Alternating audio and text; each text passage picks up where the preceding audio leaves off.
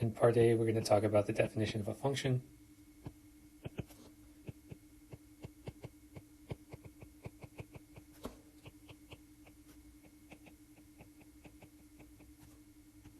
And to do this, we're going to define a relation. So definition, a relation is a set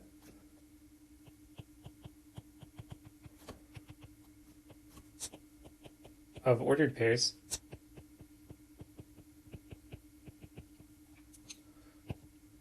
the first number in the pair is going to be called the input,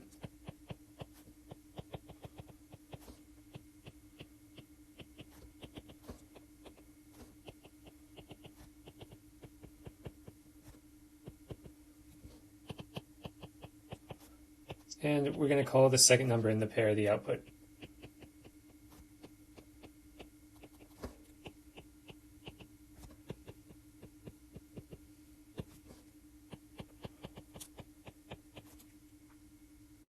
So one of the things that we showed in the last video, given the last example, is that there exist relations that are not functions. However, all functions are in fact going to be relations. So relations are a more general idea than functions. So if this is the set of all functions, then this is going to be sitting inside the set of all relations here. So let's look at a quick example of two different types of relations.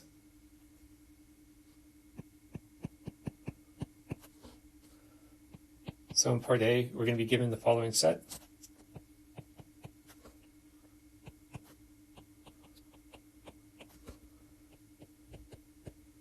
And in part B, we're going to be given the other set here.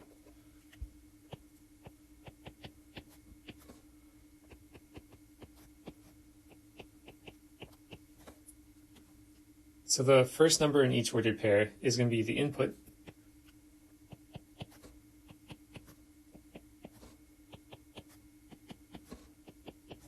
and the second number in each ordered pair is going to be the output.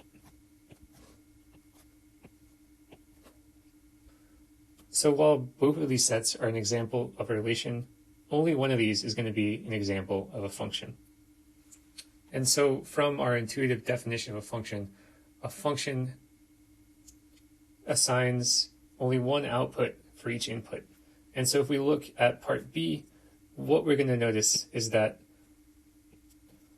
the number 1 shows up twice as an input value. And so part B is not a function from our intuitive definition. So now that we have this idea of relation, we can go ahead and define what we mean by a function. So quick definition, we say that a function is a relation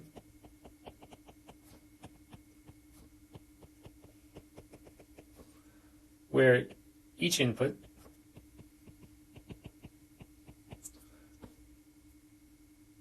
value is unique. So again, using this formal definition, and by looking at the previous example, we see A is a function because all input values appear only once.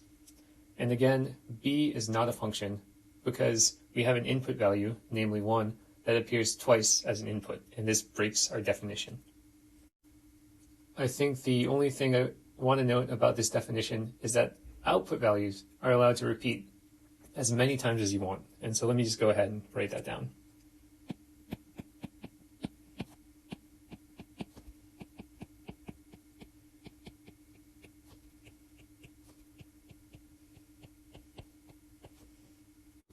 So let's go ahead and do a few examples.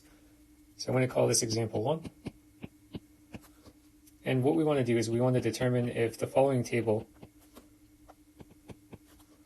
represents y as a function of x.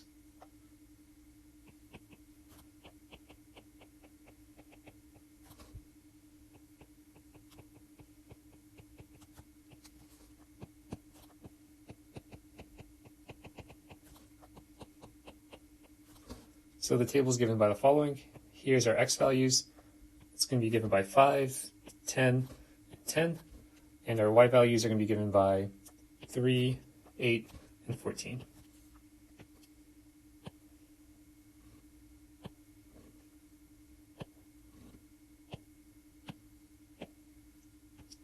So this has a quick solution. By the definition, this is not a function,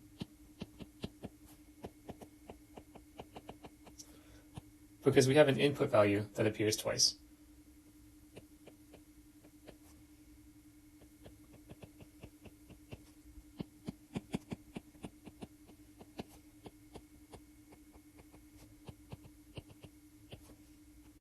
So let's go ahead and look at another example.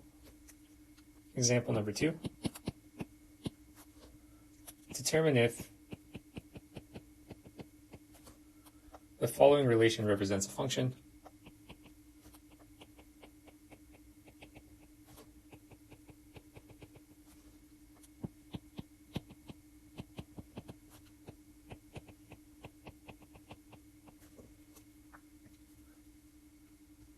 And the relation is given by the following.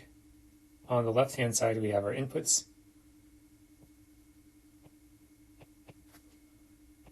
And on the right-hand side, we have our outputs, where we have the numbers 3 and 5. And 3 is assigned to 3, 4 is assigned to 5, and 5 is assigned to 3. So this also has a quick solution by definition. This is, in fact, a function. Sorry.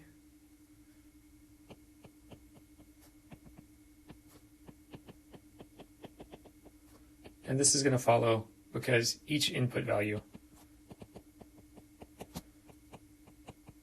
occurs only once.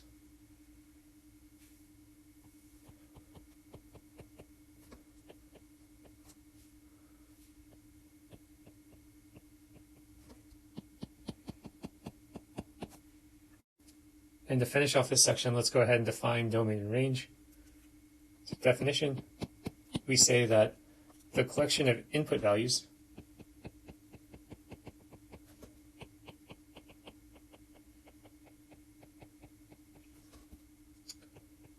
are called the domain,